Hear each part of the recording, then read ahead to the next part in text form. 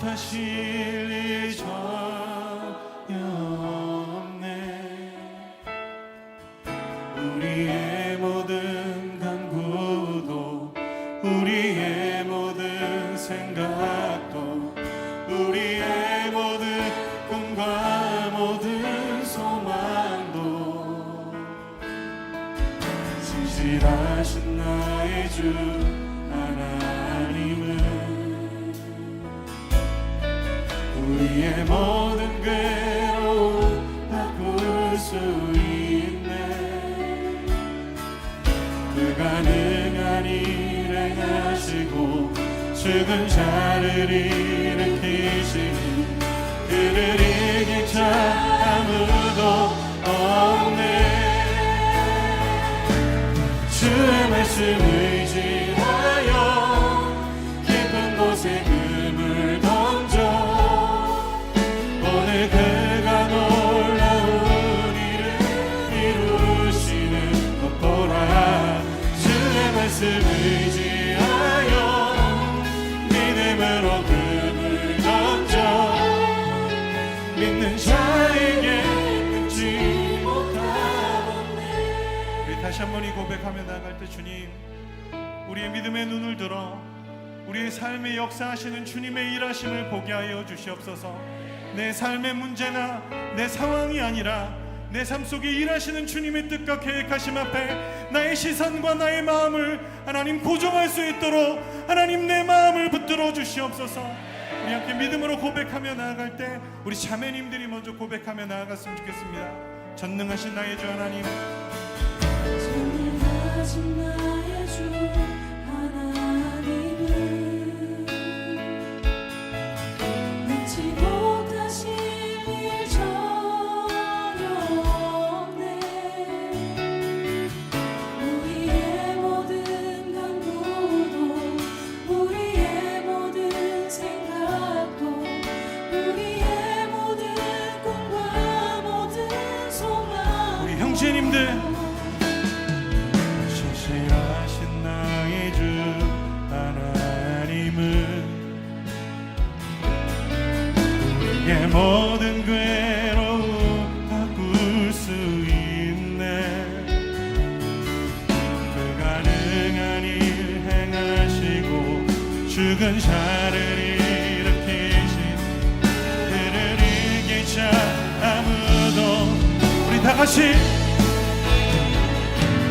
주의 말씀 의지하여 깊은 곳에 금을 던져 오늘 그가 놀라운 일을 이루시는 것 보라.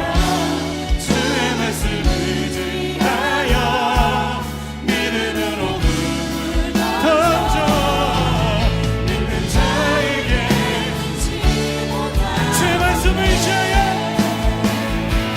주의 말씀 의지하여 깊은 곳에 금을 던져 오늘 그가 놀라운 일을 이루시는 것 보라. 주의 말씀 의지하여 주님으로 금을 던져 믿는 자에게 끊지 못함 없네. 주의 말씀 의지하여 깊은 곳에 금을 던져 오늘 그가 놀라운 일을 이루시는 것 보라. 주의 말씀 의지하여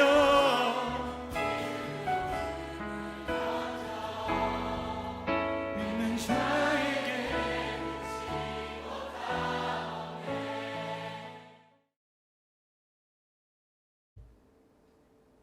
그러므로 형제들아, 우리가 예수의 피를 힘입어 성소에 들어갈 담력을 얻었나니 그 길은 우리를 위하여 휘장 가운데로 열어놓으신 새로운 살 길이요 휘장은 곧 그의 육체니라. 우리가 마음의 뿌림을 받아 악한 심령으로부터 벗어나고 몸은 맑은 물로 씻음을 받았으니 참 마음과 온전한 믿음으로 하나님께 나아가자.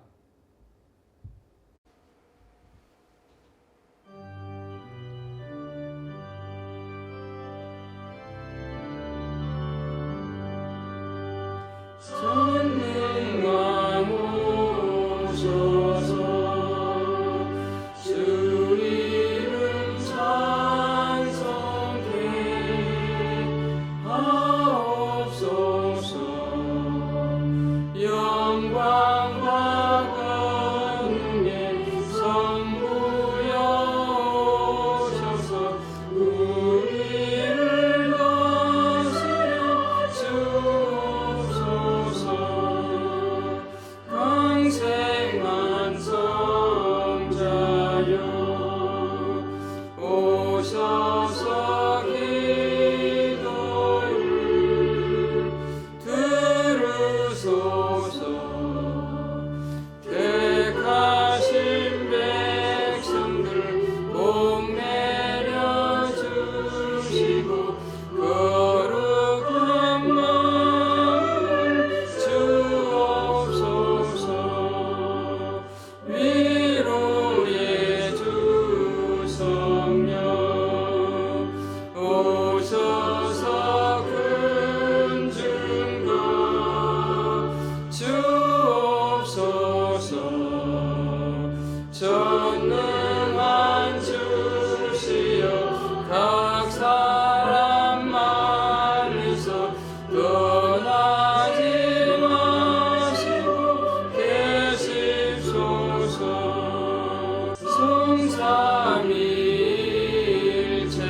성삼위일체께 한없는 찬송을 드립니다. 존귀한 주님을 영광 숭배하고 영원히 모시게 하옵소서.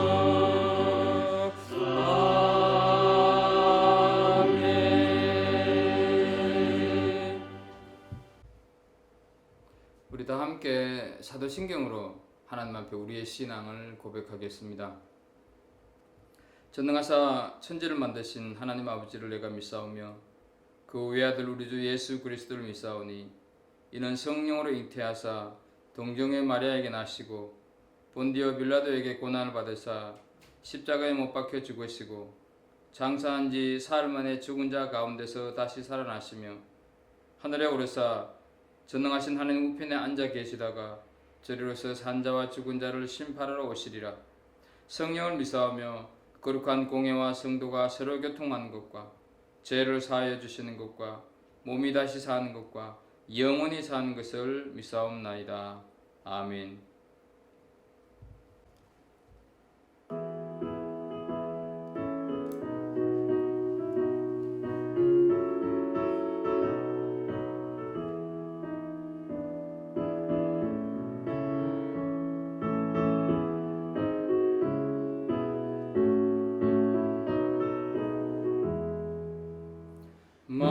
만왕의 왕 내 주께서 왜 고쳐당했나.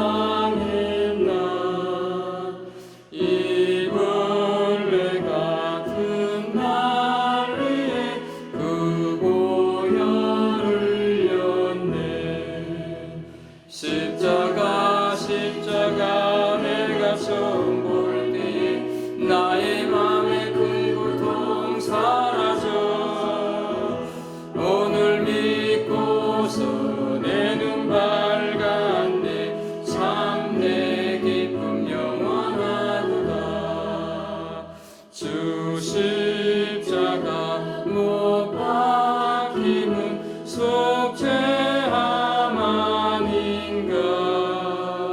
그 긍휼함과 그 은혜 말할 수 없도다.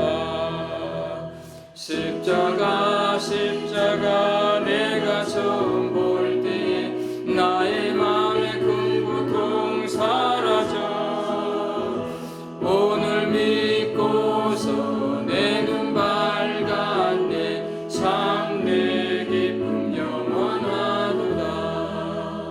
늘 울어도 그 큰 은혜 다 갚을 수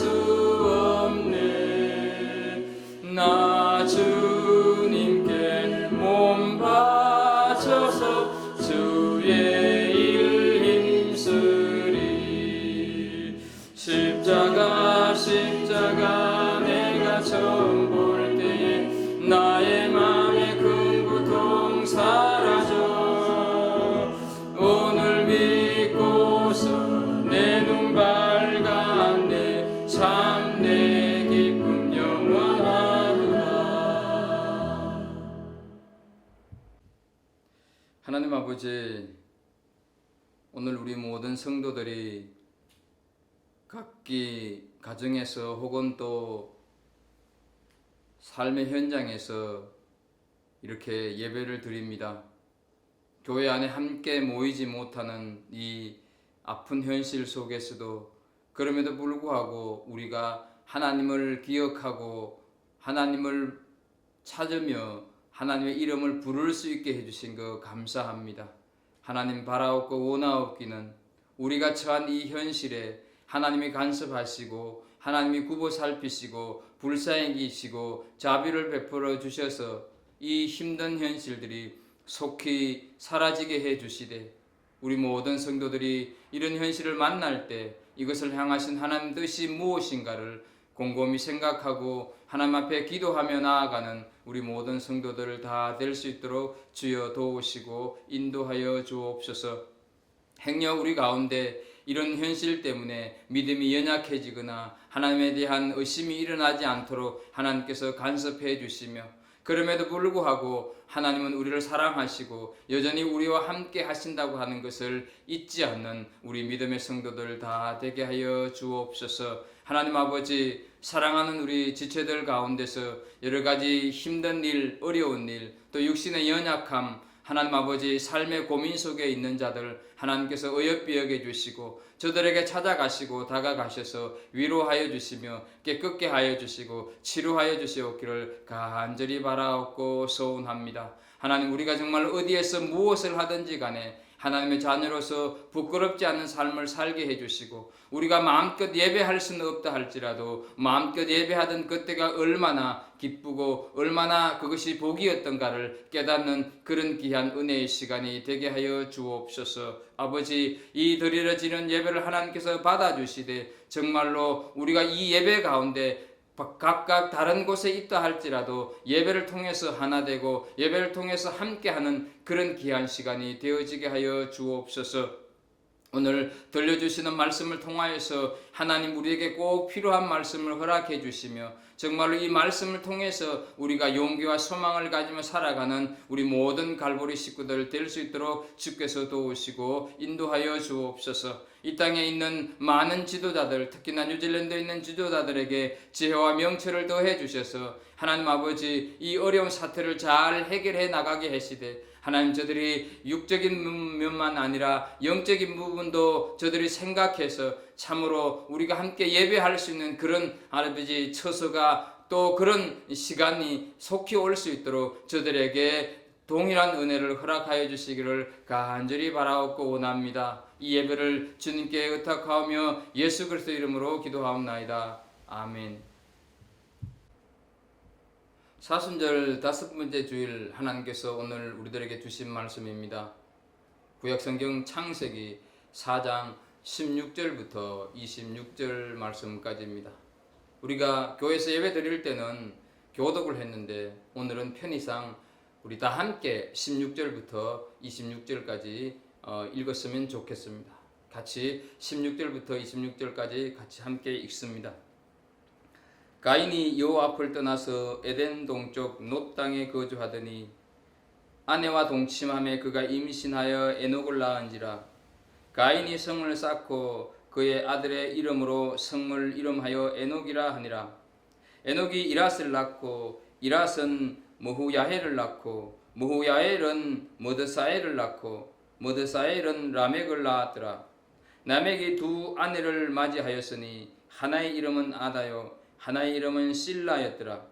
아다는 야발을 낳았으니 그는 장막에 거주하며 가축을 치는 자의 조상이 되었고 그의 아우의 이름은 유발이니 그는 수금과 퉁수를 잡는 모든 자의 조상이 되었으며 실라는 두발 가인을 낳았으니 그는 구리와 쇠로 여러 가지 기구를 만드는 자요 두발 가인의 누이는 나아마였더라. 라멕이 아내들에게 이르되 아다와 실라여 내 목소리를 들으라. 라멕의 아내들이여 내 말을 들으라. 나의 상처로 말미암아 내가 사람을 죽였고 나의 상함으로 말미암아 손을 죽였도다. 가인을 위하여는 벌이 7배일진데 라멕을 위하여는 벌이 77배의 1이로다 하였더라. 아담이 다시 자기 아내와 동침하매 그가 아들을 낳아 그의 이름을 셋이라 하였으니 이는 하나님이 내게 가인이 죽인 아벨 대신에 다른 씨를 주셨다 함이며 셋도 아들을 낳고 그의 이름을 에노스라 하였으며 그때 사람들이 비로소 여호와의 이름을 불렀더라. 아멘. 각 가정에서 온라인 예배 시청한 우리 성도 여러분 반갑습니다. 어쩌다 보니 이렇게 참 가정에서 이렇게 예배를 드리는 그런 세상이 되고 말았습니다. 하나님께서는 예배에 실패하면서 살인자가 된 가인에게 저주를 내려서 방랑자가 되게 하셨습니다. 또 가인이 아무리 수고롭게 밭을 갈아도 땅이 열매를 내지 않도록 하셨습니다. 그것은 단순히 농사에 관한 형벌이 아니라 인생 자체에 어떤 결실도 없는 방황의 삶을 형벌로 주신 것입니다. 그 사실을 잘 알고 있던 가인은 창세기 4장 13절에서 내 죄벌이 지기가 너무 무거우니다 라고 탄식을 합니다. 땅에서 방황함으로 생기는 공허함과 허무함은 이 세상 그 무엇으로도 해결할 수 없는 인생의 무거운 짐입니다. 그래서 예수님은 이런 인생을 향하여서 수고하고 무거운 짐진 자들아 다 내게로 오라 내가 너희를 쉬게 하리라 말씀을 하셨습니다. 예수님께 그 인생을 맡기지 않는 한 인생의 무거운 짐을 내려놓을 수도 또 그 인생의 짐을 가볍게 할 수도 방황을 끝낼 수도 없습니다. 코로나 바이러스가 아무리 우리를 고달프게 만들어도 이것은 언젠간 사라질 때가 있지만 그러나 인생의 짐은 예수님만이 해결할 수 있습니다. 예수님의 십자가 없이는 인간은 절대로 방황을 끝내고 안식을 할 수가 없습니다. 우리가 함께 읽은 본문은 죄악의 무거운 짐을 지고 방랑자가 된 가인과 그의 6대 손인 라멕 그리고 아벨 대신 하나님이 주신 셋의 후손인 에노스 이 세 사람의 삶을 통해서 인간의 죄악에도 불구하고 계속되는 하나님의 구속사를 보여주고 있는 것이 오늘 우리가 함께 읽은 본문의 내용입니다. 인간에게 구원의 약속을 주신 하나님의 역사는 결코 멈추지 않고 신실하다고 하는 것을 깨닫게 해주는 말씀입니다. 여기서 우리가 한 가지 이해하고 넘어가야 할 것은 창세기에 등장하는 인물들은 태어난 순서대로 기술한 전부가 아니라고 하는 사실입니다. 이들은 하나님의 구속사를 설명하기 위해서 선택된 인물이지 태어난 차례대로 기록한 것이 아니라는 것입니다. 예를 들어서 지난주에 공부한 가인이 누가 자신을 죽이려고 한다고 14절에서 기록되어 있는데 아담이 가인과 아벨을 낳았고 가인이 아벨을 죽였으니 가인만 남았는데 그렇다면 가인을 죽이려고 한 사람은 어디서 왔느냐? 이런 것이 아니라는 것입니다. 생략된 역사가 많다 하는 사실을 이해하면서 우리는 본문을 살펴볼 필요가 있습니다. 먼저 가인의 삶을 살펴보겠습니다. 가인의 삶은 한마디로 여호와 앞을 떠난 삶이었습니다. 16절을 보면 가인이 여호와 앞을 떠나서 에덴 동쪽 놋 땅에 거주하더니 하나님의 임재를 경험하였고 하나님과 대화도 할 수 있었고 하나님이 원하시는 것이 무엇인지 알았던 가인이 택하는 행동이 고작 하나님을 떠나는 것이었습니다. 살인자 자신을 다른 사람이 해코지 못하도록 보호해 주시겠다고 하는 약속을 받았으면 하나님께 돌이켜야 하는 것 아니겠습니까? 그러나 가인은 그 반대의 삶을 살아갑니다. 과연 하나님을 떠나서 걷는 인생의 행로가 그리고 그 결말이 어떻게 되겠습니까? 이 가인의 행동에서 우리는 우리의 모습이 숨어 있는 것을 보고 깜짝 놀라게 됩니다. 하나님을 떠나서 간 곳이 어디입니까? 에덴 동쪽 놋 땅입니다. 에덴을 떠나서 고작 간 곳이 유리하다, 방황하다는 뜻을 가진 놋 땅입니다. 에덴은 기쁨이라는 뜻인데 에덴을 떠나면 방황입니다. 하나님을 떠나면 누구나 방황하는 삶을 살 수밖에 없다는 뜻입니다. 인간의 사는 모습이 그렇다는 것이죠. 왜 외롭습니까? 왜 그리 허전하고 여기서도 마음을 못 두고 저기서도 정을 못 붙입니까? 하나님을 떠난 인생은 방황하게 되어 있습니다. 그러므로 인간의 인생에는 두 가지 방향이 있을 뿐입니다. 하나님께로 돌아가는 방향, 아니면 반대로 하나님을 등지고 멀리 가는 방향이 있을 뿐입니다. 인생의 동서남북이라고 하는 방향이 있는 것이 아니라 하나님을 더 가까이 가느냐, 하나님을 더 멀어지느냐, 이 두 가지 방향이 있을 뿐입니다. 하나님을 떠나 놋 땅에 거주하는 가인이 하는 행동을 보겠습니다. 17절을 보면 아내와 동침함에 그가 임신하여 에녹을 낳은지라. 가인이 성을 쌓고 그의 아들의 이름으로 성을 이름하여 에녹이라 하니라. 하나님을 떠난 자가 먼저 한 것은 성을 쌓는 것입니다. 하나님께서는 동생을 죽인 죄의 벌로 가인에게 유리하는 자, 방황하는 자로 살게 하셨습니다. 그런데 정착하고 성을 쌓았다고 하는 것은 하나님의 허락하신 벌에 순종하는 삶입니까? 아니면 도전하는 삶입니까? 도전하는 삶을 살고 있습니다. 성을 쌓았다고 하는 것은 내 인생은 내가 책임지겠다고 하는 뜻 아닙니까? 하나님께서는 분명히 가인에게 살인의 책임을 물어서 유리하는 자가 되게 하시긴 하셨지만 보호하는 약속을 해주셨습니다. 그런데 그 유리하는 인생을 자신의 힘으로 극복해 보자고 한 것입니다. 성을 쌓으면 그곳에서 방황하지 않고 정착할 수 있다고 생각을 한 것입니다. 이제는 하나님께서 주신 표가 없어도 스스로 자신을 지킬 수 있다고 생각한, 자신이 하나님이 된 왕국을 건설한 것입니다. 아닙니다. 하나님 필요 없습니다. 내 인생은 내가 책임지면 됩니다. 이런 가인의 모습을 볼 수가 있습니다.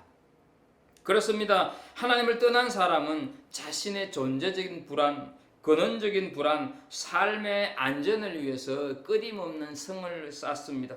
내 소유를 통해서 또 더 많이 가져서 안전을 지키려고 하는 사람이 있습니다.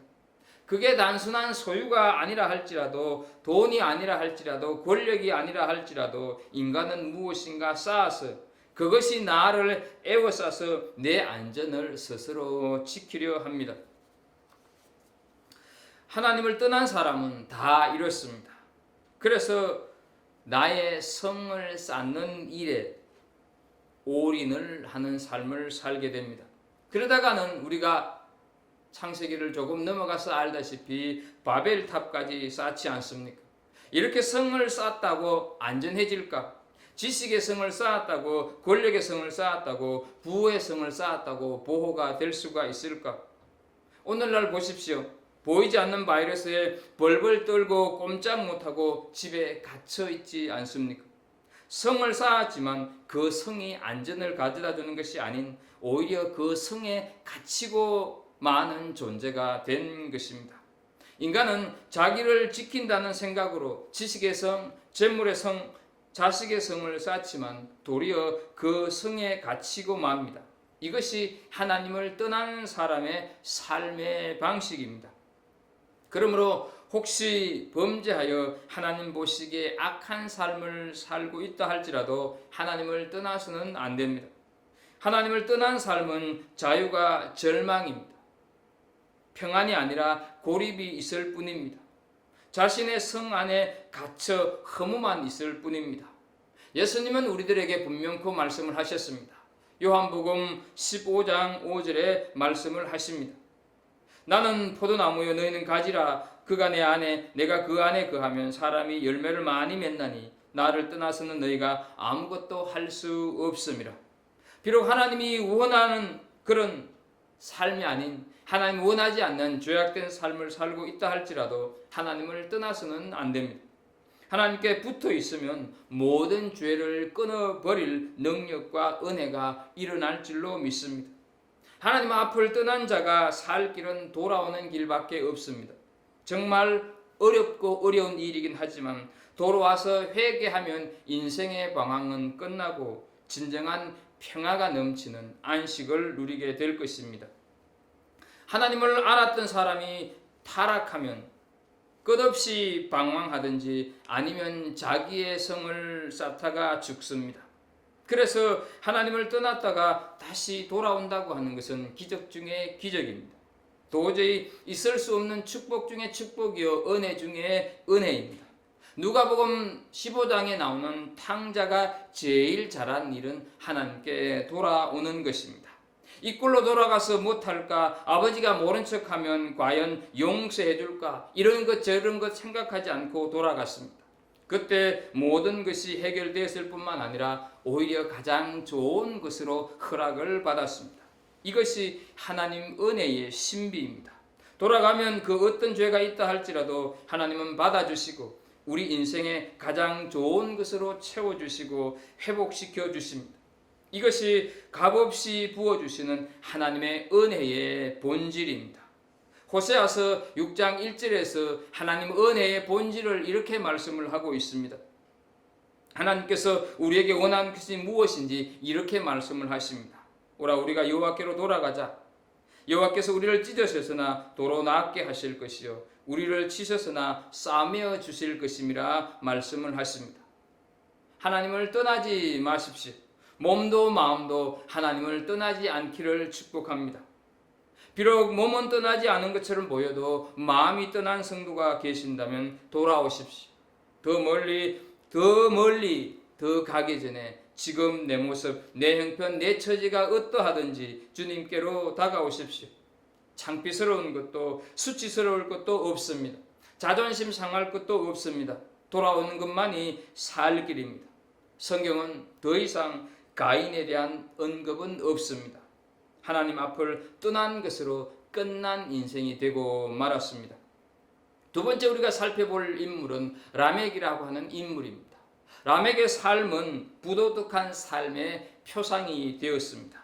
19절을 보면 라멕이 두 아내를 맞이하였으니 하나의 이름은 아다요 하나의 이름은 실라였더라. 하나님을 떠난 후손의 특징을 잘 나타내주고 있습니다.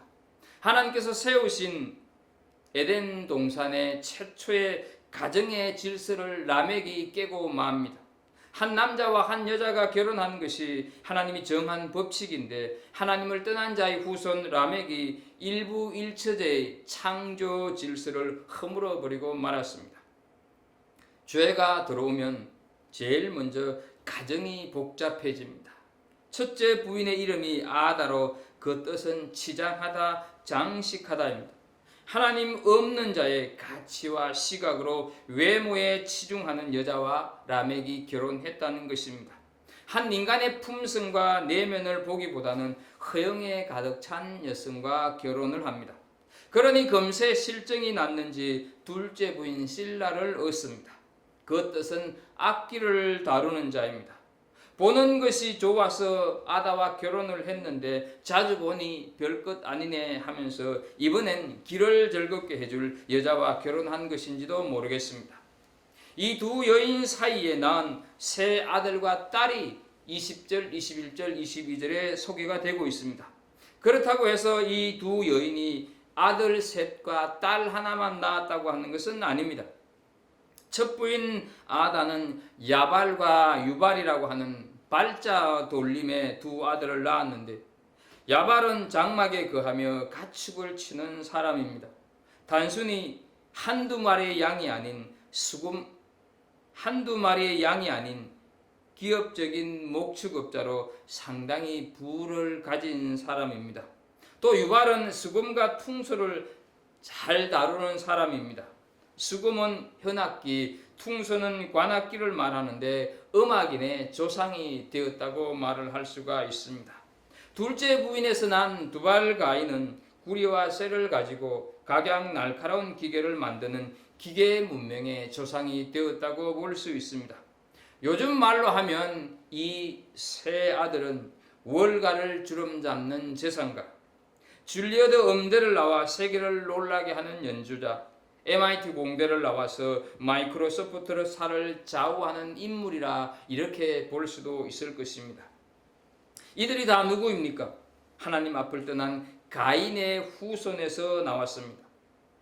이 정도 되면 예수 믿는 우리는 너무 고민이 되고 주눅이 드는 경우가 많이 있습니다. 하나님을 떠나고 싶을 때도 있습니다. 하나님을 떠났는데 이들이 이렇게 능력이 있고 잘 산다고 하면 구태여 하나님을 믿는 수고를 할 필요가 있느냐 하는 것입니다. 교회 못 가면 그만이지 굳이 이렇게 온라인으로 예배를 드리기까지 할 필요가 있나 싶습니다. 왜 하나님은 믿는 자의 후손들은 비실비실한데 하나님을 모르는 저들은 탁월하고 저렇게 능력 있고 저렇게 건강하고 잘 살고 도대체 이게 뭐냐, 이런 불만이나 의문을 갖기가 쉽습니다. 어떤 집안은 예수 안 믿고도 수많은 불법을 저질러도 큰 소리 치며 사는데 하면서 시험이 될 수도 있습니다. 그러나 하나님께서는 이 모든 것들을 다 설명하시지는 않습니다. 그렇다고 우리가 궁금해할 망정 하나님을 불신하지 않는 우리가 되기를 축복합니다. 다만 우리는 성경을 보면서 바른 가치관을 가질 필요가 있습니다. 잠언 24장 19절 말씀을 보겠습니다. 너는 행악자들로 말미암아 분을 품지 말며 악인의 형통함을 부러워하지 말라 하셨습니다. 하나님 앞에 있는 우리는 무명한 자 같으나 유명한 자로 하나님과 함께 영생을 누리게 됩니다. 여호와의 집에 영원히 거하는 존재가 된다 하는 것이죠. 그러나 그들은 하나님을 떠난 자들이라는 것, 그 마지막이 어떠한가 한 것을 우리는 주의 깊게 볼 필요가 있습니다. 그들의 결말을 시편 37편 2절에 그들은 풀과 같이 속히 배임을 당할 것이며 푸른 채소같이 쇠잔할 것이미로다 말씀을 하고 있습니다. 그들의 마지막을 좀 더 구체적으로 들여다보겠습니다. 라멕은 그 시대가 모두 부러워할 대단한 성공적인 삶을 살았던 사람처럼 보입니다. 그러나 그의 인생의 결론은 조상 가인의 DNA를 그대로 닮은 살인자로 부도덕한 삶을 살아간 대표적인 인물입니다. 그리고 그는 살인한 것을 너무나도 당연하게 합리화하여서 말씀하고 있는 것이 23절, 24절에 기록이 되어 있습니다. 그 내용을 보면 라멕에게 있어서 죄의식은 전혀 없습니다. 그만하고 거들먹거리는 내용입니다. 복수가 그 내용의 전부입니다. 죄는 이렇게 사람을 뻔뻔하게 만듭니다. 나는 살인할 이유가 충분히 있었고 그들을 죽였다. 그 사람들이 나에게 대적하기 때문에 나는 그들을 죽일 수밖에 없었다 합리화를 하고 있습니다. 그리고는 조상 가인을 해코지한 사람은 7배의 벌을 받지만 자신에게 보복을 가하거나 징벌하려고 오는 자는 77배로 응징할 거라고 말을 하고 있습니다. 라멕이 가인의 형벌을 알고 있었다고 하는 것은 하나님을 그가 알고 있었다고 하는 뜻이 되는 것입니다. 그러나 그는 자신이 형벌을 정하여서 성의 주인이 하나님이 아닌 라멕 자신임을 드러내고 있다 하는 것이죠. 자기가 자기 인생의 주인이 되어 성을 공고히 하고 거기서 영혼을 보장받고 모든 것을 지켜줄 줄 알고 살았다 하는 것이죠. 이것이 죄로 인해서 인간의 성품, 인격이 다 망가진 하나님을 두려워하는 신앙, 또 형제를 사랑하고 긍휼히 여기는 인간이라고는 조금도 없는 하나님을 떠난 자의 삶을 살아간, 자신의 성을 쌓고 살아간 사람, 너는 너 나는 나 고립된 인생관을 가지고 살아간 라멕의 부도덕한 삶이었다 하는 것이죠. 자, 그렇다고 한다면 우리는 하나님의 역사가 이렇게 비참하게 끝나고 말 것인가? 하나님의 역사가 가인의 후손들로 가득 차게 한 것으로 끝나고 말 것인가? 만약에 이렇게 마무리된다고 한다면 하나님의 구속사는 없게 되고 지금 우리는 여기에 있을 수가 없을 것입니다. 성경을 왜 복음이라고 말씀을 하고 있습니까? 하나님께서는 짧은 두 구절 속에 우리에게 소망을 주시는 구원의 역사를 말씀하고 계십니다. 그 구원의 역사의 주인공이 오늘 우리가 살펴볼 세 번째 인물 에노스입니다. 에노스의 삶은 여호와의 이름을 부르는 삶이었습니다. 25절을 보면 하나님은 아담에게 다시 아들을 주셨는데 그 이름이 셋입니다.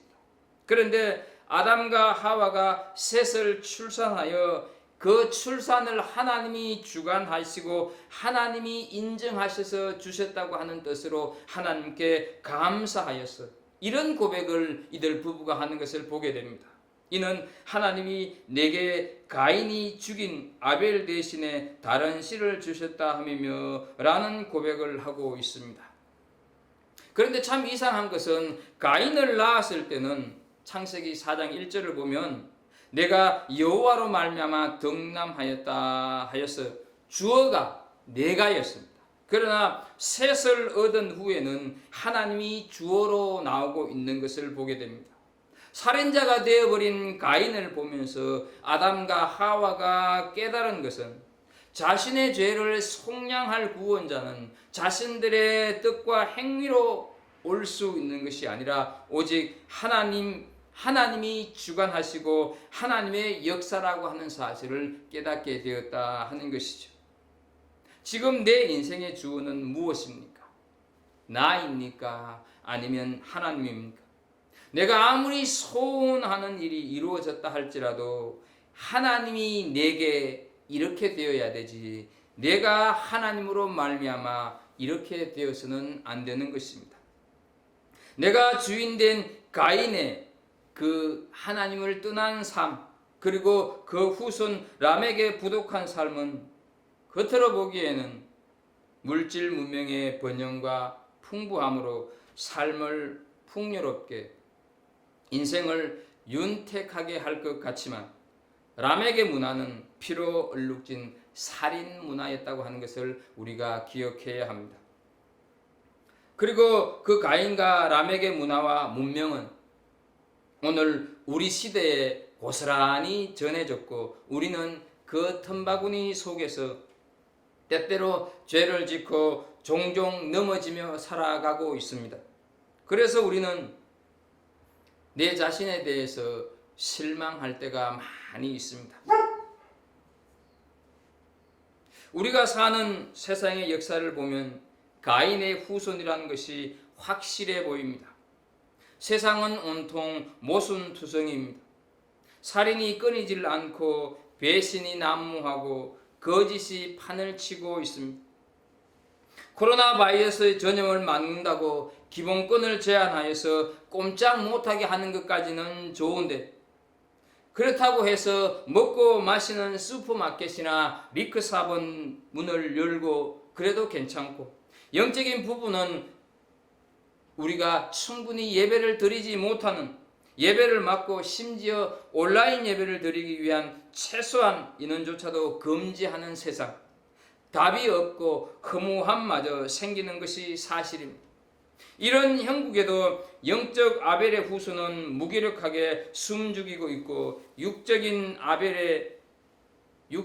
가인의 후손은 의기양양 득세하는 세상. 그래서 이 세상에는 정말로 가인의 후손들만 가득 차고 도저히 아무런 소망이 없어 보입니다. 그렇다면 정말 아무런 희망이 없을까? 그렇지는 않습니다. 그 가운데서도 이 땅의 유일한 소망을 하나님께서 우리에게 주십니다. 아담과 하와는 가인에게서 얻은 교훈으로 셋을 신앙으로 잘 키웠을 것입니다. 그리고 드디어 무너졌던 예배와 하나님을 향한 영적인 부흥을 일으키는 아벨의 후손이 태어납니다. 26절을 우리 다 함께 좀 읽어봤으면 좋겠습니다. 26절을 같이 읽습니다.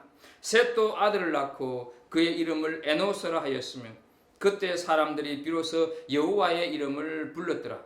아벨을 대신하여 주신 다른 씨에게서 난 셋의 아들 에노스가 태어났을 때 그때 사람들이 비로소 여호와의 이름을 불렀다 하는 것이죠.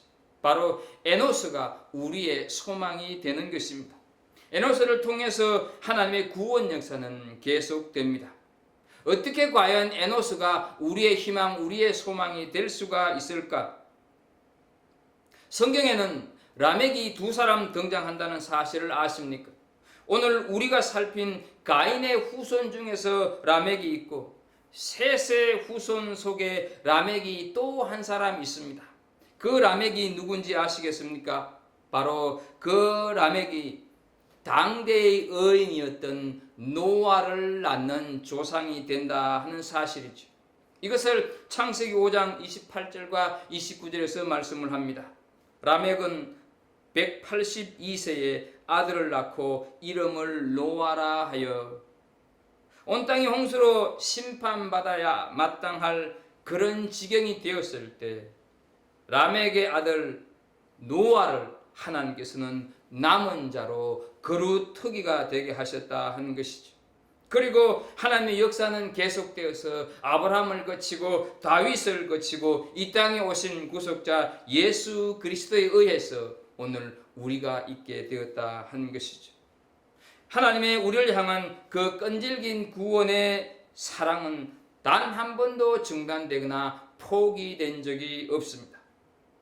이 구속 역사의 정점에 아벨의 후손 에노스가 있다 하는 것이죠. 그때 사람들이 하나님의 이름을 불렀기 때문입니다. 여호와의 이름을 불렀다고 하는 것은 곧 예배를 말하는 것입니다. 에노스에 의해서 예배가 회복되고 영적 부흥이 시작되기 했다 하는 사실이죠. 우리는 하나님을 기억하고 하나님의 이름을 부르는 하나님의 자녀가 되었음을 기뻐할 수 있어야 합니다. 하나님의 이름을 부르는 것보다 더 큰 특권, 더 큰 능력은 없습니다. 비록 교회에 모이지 못하고 지금 가정에서 예배 드리고 있어도 혹은 다른 삶의 현장에서 예배를 드리고 있어도 그 예배 드리고 있는 그곳을 성전으로 만드시기를 축복합니다. 다른 능력을 구하지 마십시오. 가인처럼 사는 것이 위대한 것이 아닙니다. 라멕처럼 사는 것이 능력이 있는 삶이 아닙니다. 하나님의 이름을 날마다 부르는 에노스의 삶이 능력의 삶인 줄로 믿습니다. 어디서든지 하나님의 이름을 부르시기를 축복합니다. 우리는 오늘 가인, 라멕 그리고 에노스 이 세 사람의 삶을 살펴보았습니다. 가인은 하나님 앞을 떠난 자의 삶을 살았습니다. 라멕은 죄 의식이 없는 부도덕한 살인자의 삶을 살았습니다. 에노스는 여호와의 이름을 부르는 예배자의 삶을 살았습니다.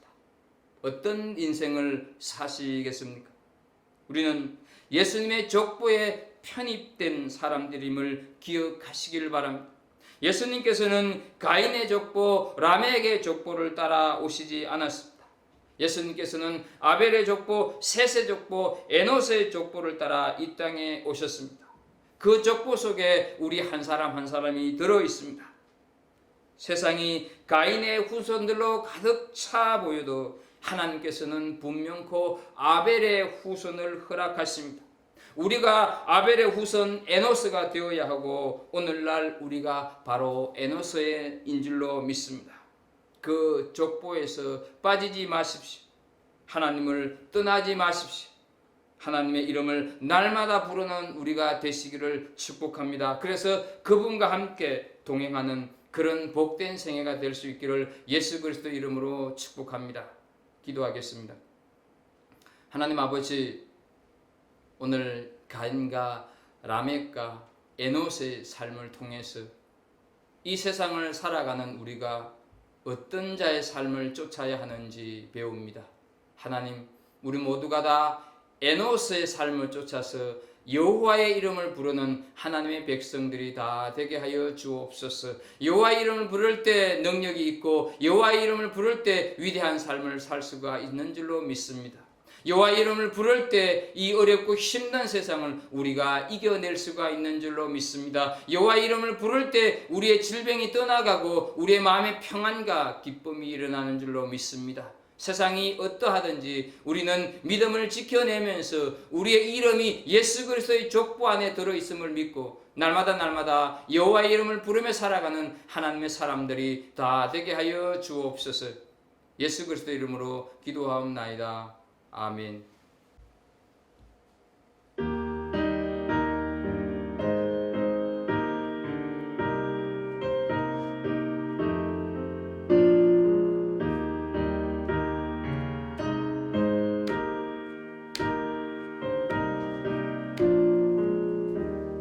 주와 같이 길 가는 것 즐거운 일 아닌가. 우리 주님 걸어가신 발자취를 밟겠네. 한 걸음 한 걸음 주 예수와 함께 날마다 우리 걸어가리. 어린아이 같은 우리 미련하고 약하나 주의 손에 이끌리어 생명길로 가겠네. 한 걸음 한 걸음 주 예수와 함께 날마다 우리 걸어가리. 꽃이 피는 들판이나 험한 골짜기라도 주가 인도하는 대로 주와 같이 가겠네. 한 걸음 한 걸음 주 예수와 함께 날마다 우리 걸어가리. 옛 선지자의 녹같이 우리들도 천국에 들려 올라갈 때까지 주와 같이 걷겠네. 한 걸음 한 걸음 주 예수와 함께 날마다 우리 걸어가리. 여러분들이 드리신 예물을 위하여서 잠시 봉헌 기도를 드리도록 하겠습니다. 하나님 아버지, 우리가 각자 다른 곳에서 예배를 드리지만 그럼에도 불구하고 우리의 마음을 물질에 담아 예물로 드리오니 하나님 이 예물을 받으시고 예물 드린 자들의 손길에게 하나님이 약속하신 복이 풍성히 임하게 하여 주옵소서.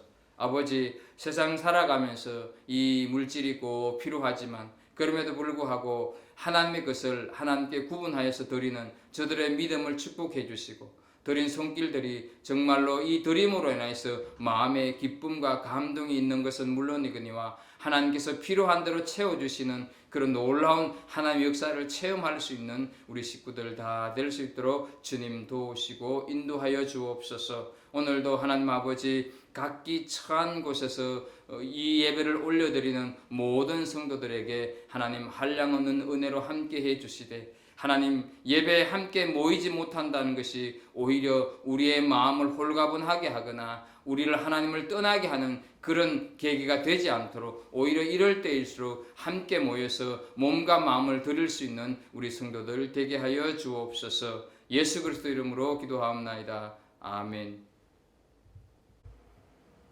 교회 소식을 몇 가지 알려드립니다. 오늘 사순절 5째 주일입니다. 가정에서 또 삶의 자리에서 부활의 기쁨을 바라며 예수 그리스도의 그 삶을 배우는 그런 사순절이 되기를 소망합니다. 지난 3월 달에 이어서 4월도 특별 기도 기간으로 선포를 합니다. 매일 저녁 9시 30분에 두 가지를 좀 집중적으로 기도해 주시면 좋겠습니다. 이 세인트 데이빗 교회를 통한 우리 교회를 향한 하나님의 뜻이 이루어질 수 있기를 위해서 기도해 주시고, 또 한국과 세계 곳곳에 창궐하는 코로나가 속히 사라지고 주의 종들과 성도들이 회개의 자리로 나올 수 있도록 기도해 주시고요.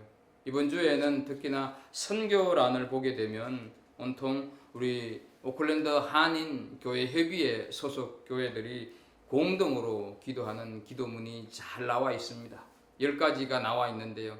여러분, 이 10가지를 하루에 한 번씩은 꼭 기도하면서 하나님의 도우심을 구하는 그런 우리 성도들이 되었으면 좋겠습니다. 성경 정독 100일 운동이 이제 내일부터 9주차로 시작이 되고요. 구약이 이제 이번 주 화요일에 끝나게 되고 신약이 이제 시작이 됩니다. 말씀을 읽고 또는 필사하면서 우리가 꼼짝 못하고 있을 때 이렇게 좀 은혜의 시간을 보냈으면 좋겠습니다. 그래서 말씀으로 승리하는 그런 이 어려운 때가 되기를 바라고요. 범위는 에스라 9장에서부터 느헤미야, 그 다음에 에스더, 마태복음 3장까지입니다. 읽으시고 받은 바 은혜들을 카톡방에 좀 올려주시면 더욱 감사하겠습니다.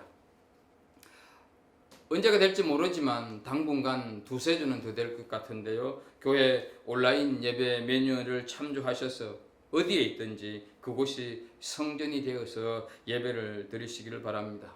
예배 순서는 평소 우리가 주일에 드리는 예배 순서와 똑같습니다. 그리고 인도자나 공동체장을 통해서 받은 이 주보를 참조해 주시면 좋겠고요. 가족들끼리 모여서 예배 드리는 그 모습들을 좀 찍어서 보내주시면 더욱 좋겠습니다. 그리고 주일 예배와 주일 설교는 유튜브를 통해서 계속 중계가 되고 있습니다. 아래에 나와 있는 주소를 참고하시거나 또 이 카톡방을 통해서 전달된 링크를 클릭하시면 실시간으로 예배를 참여할 수가 있고요. 또 우리가 드리는 이 예배에 하나님 앞에 올려드리는 헌금 온라인으로 하실 수도 있고 모으셨다가 나중에 교회 오실 때 가지고 오셔도 되겠습니다. 온라인으로 하실 분들은 아래 나와 있는 예금주와 또 은행 구자를 잘 참고하셔서 보내주시면 되겠습니다. 계속해서 여러분들이 힘들고 어렵지만 이 현실들을 성도들과 함께 잘 이겨내시는 그런 은혜가 있었으면 좋겠습니다. 교회 소식 이상입니다.